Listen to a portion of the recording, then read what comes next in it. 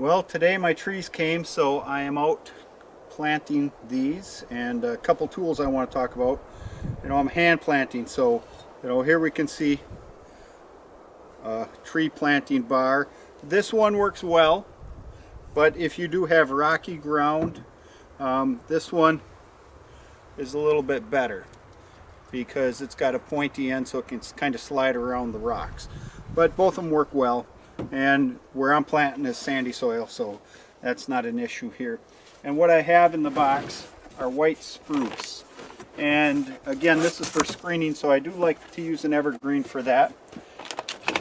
And a person could use white pine, but the problem with white pine is deer are more likely to browse them than the white spruce. But that could be an option. Another option is red pine, but the problem with the red pine is over time the bottom branches basically self-prune, so that really isn't as effective. So Norway spruce, white spruce might be good options depending on your soil.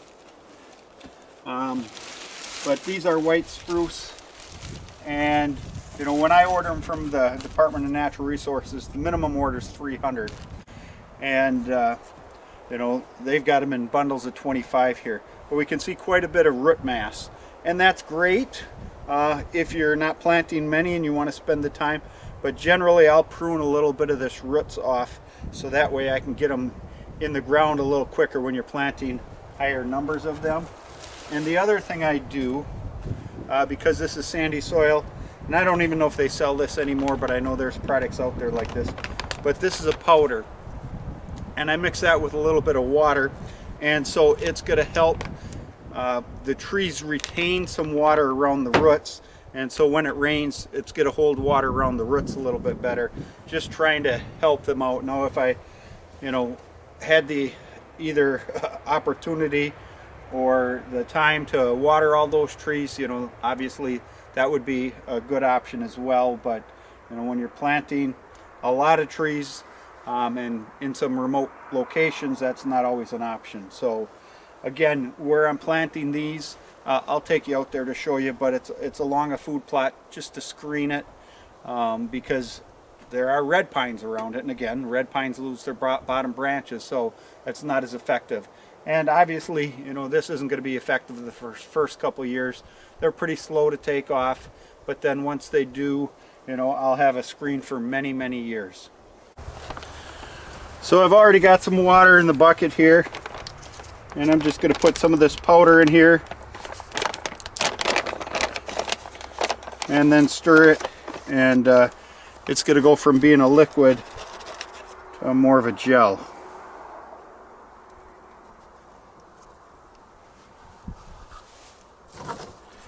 And actually over time it'll get a little thicker as well.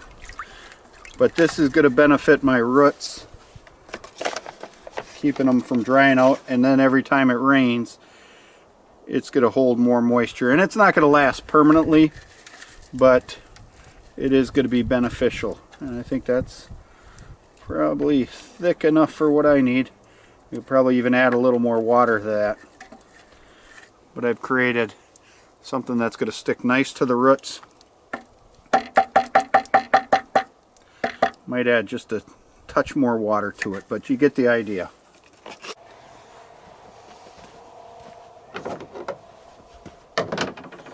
So as we look at these roots, that's not too bad, but again, what I'm going to do is I'm going to actually insert it deeper.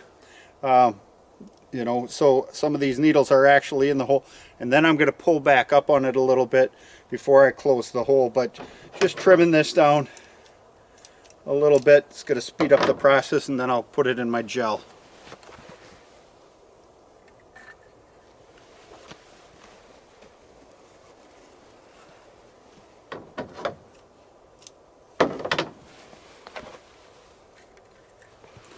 And again, if you want to spend the time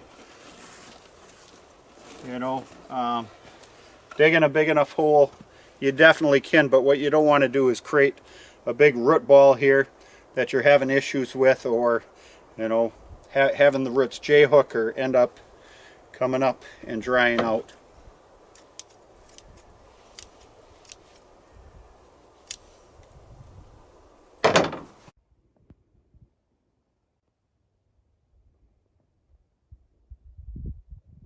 out working in my field, and I got a deer wanting to help me.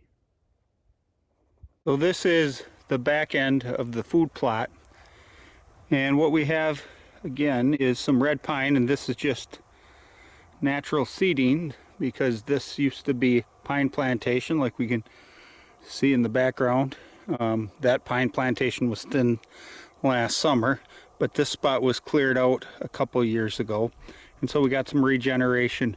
But what I've done here is I've thrown in some spruce, intermixing them in here, and then it goes over this way.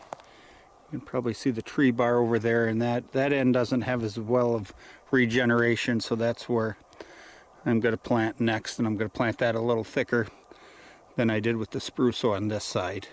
So on this side of the food plot, you know, we do have some regeneration occurring in the plantation pine, but not so much out as we move into the food plot. So again, these red pine are going to lose their bottom branches over time, like we see with these other trees. So I'm going to plant some spruce in here on this side, and then along the other side of the food plot, just to help the deer feel a little more secure in this food plot, and also over time to prevent the buck from being able to be back in the distance and be able to, you know, he can scent check the field obviously without seeing what's in the field, but if he doesn't have the right wind, that he actually has to come take a peek to see. So obviously it's going to take a while for these spruce to fill in, but I am going to plant them fairly thick on this side. So I just finished up this section, and again I put the spruce in pretty thick, and if it honestly gets too thick you can always cut some out, but it's still going to take a few years before this is, you know, any kind of effectiveness, even though these are 3-year-old trees. Still have another side to do, so along this edge of the food plot I want to do as well, because right now with the red pine plantation you can see in too well. So in the background you may be able to see the road. So we're not that far off the road, but a little ways, and I'm standing in a small food plot.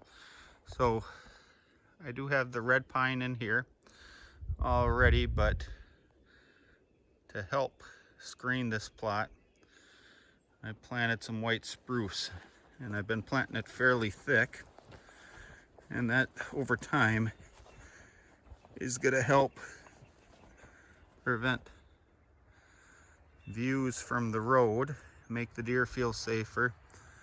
They're still going to hear the traffic, but they're not going to see the automobiles going by. And I found something that I think is going to be kind of interesting. We'll see what happens. I guess it's going to depend a lot on the weather. But over here I have a red pine that went down. But I think, you know, there's still some connection there with the roots. And this actually helps to screen. There's a spruce here that I planted last year. That's doing okay. But, you know, we can see some of the needles have lost color, so it might not make it. But either way, this, you know, is a helpful screen that's a little quicker than waiting for the spruce to pop up. So we'll keep an eye on this thing and see how it does. And again, you know, we're not that far from the road. You can see a car going by right now, but we got another spruce over here. Again, these were planted prior, and you know, it's doing okay. It's a little taller, but again, not providing much cover as of yet. And another spruce over here, a little bit bigger, but it looks like it has had some stress on it, but I think it's going to bounce back. And then we had some logging done back in here, and actually we got young pine coming back in that is going to keep it fairly thick for a while until it starts pruning its own branches as it gets shade.